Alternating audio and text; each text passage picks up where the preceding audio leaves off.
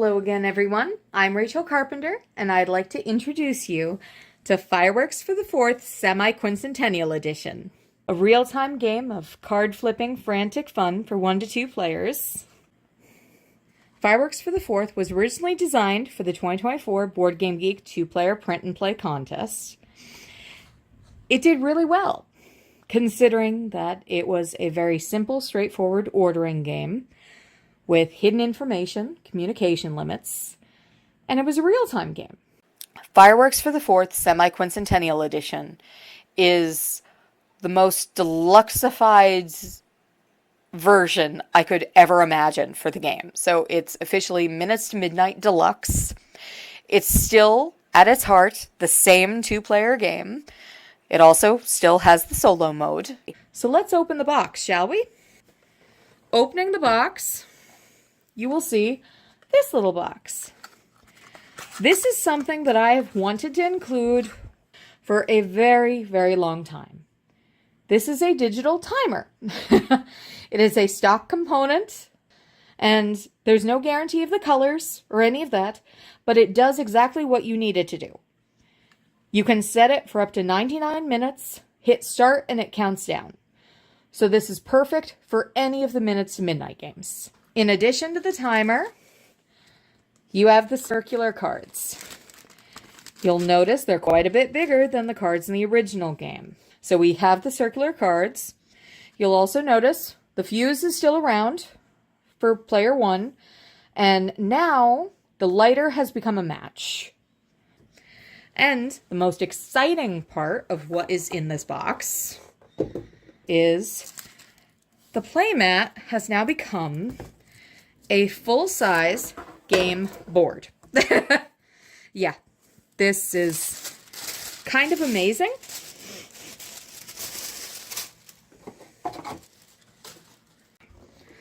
Let me move the box out of the way here. And I am so impressed that this is now a reality. Your original black and white playmat has been reborn.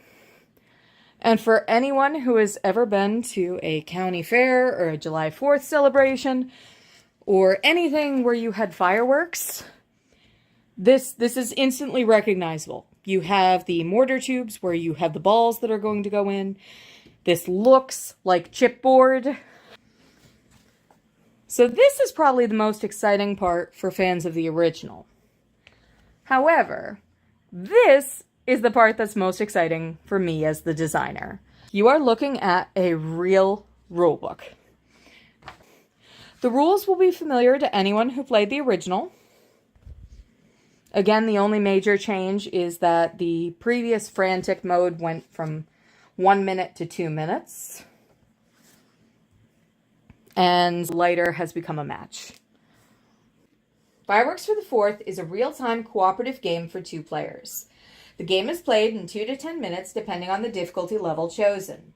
The goal is to get the fireworks cards in the display, the 5x5 grid of mortar tubes shown on the display board, into ascending numerical order from left to right and top to bottom, from the top left corner to the bottom right corner of the 5x5 display, and set off the fireworks show before the timer runs out.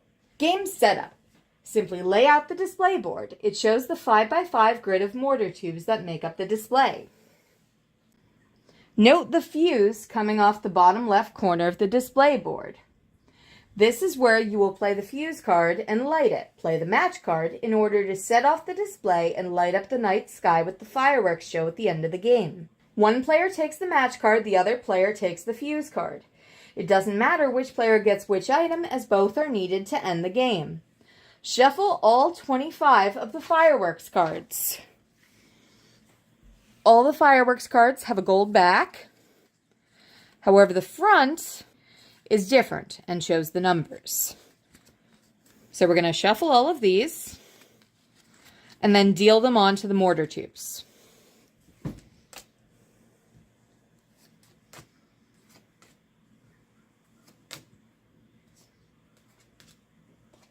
The cards represent the individual balls that are shot off to create the fireworks show at the end of the game. Determine who will go first. The last person to have seen fireworks goes first. If you cannot recall, or if both players saw fireworks at the same time, the oldest player goes first. Set and start the timer. 10 minutes for a super easy game. Fireworks for the 4th was designed primarily for 2-player play. However, solo play is also an option. The timeline is condensed from the 2-player game, and the solo player has both the fuse and the match. When ready, the solo player plays both the fuse and the match on a single turn as their only action to set off the fireworks show. On the game's first turn, the first player may take any 2 adjacent, orthogonally touching fireworks cards from the display into their hand. The first player may look at these cards but cannot show or tell their partner the value of these cards. The player then returns both cards back to the display. The player can place either card in either spot created by their initial removal. The next player takes their turn. They may not take either fireworks card that their partner just looked at. They can look at these cards on a future turn, but no player may take a fireworks card into their hand that was looked at or moved on the turn immediately before their own current turn. This is called the no double looks restriction. It is lifted during the final 2 minutes of gameplay on super easy difficulty. Play proceeds in this way with players alternating turns until one player decides that the display is correct. That player then plays the match card or the fuse card, whichever item they received at game start, face up adjacent to the fuse trailing off the display board. This action is done in place of a normal turn. If a player chooses to play the match card or the fuse card, this is the one and only action that they may take that turn. It is also that player's final action of the game. Once a player has played the match card or the fuse card, that player cannot take additional turns. The player that has not yet played the match fuse card may take one additional turn and then must play their own match or fuse card. The game ends when players play both the match and the fuse cards, setting off the display and starting the fireworks show, or when the timer runs out and the display goes off without the players initiating the fireworks show. Game end. Players win if the fireworks show goes off correctly. Players lose if the fireworks show has errors or if the timer runs out. As I'm playing solo, I get both the match and the fuse.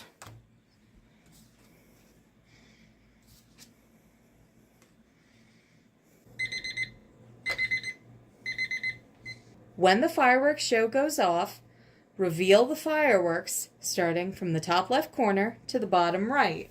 And let's see how well we did.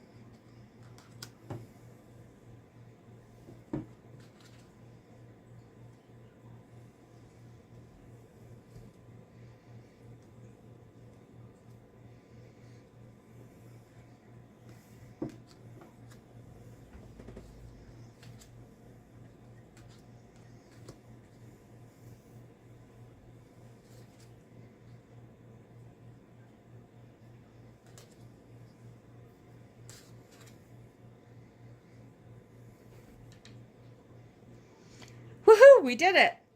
Happy 4th of July, everyone! Something that I really truly enjoy about this new edition of Fireworks for the 4th is how the show starts, goes through the colors, and then actually builds to the finale. That's something that I couldn't quite capture in the original, but here it works really well.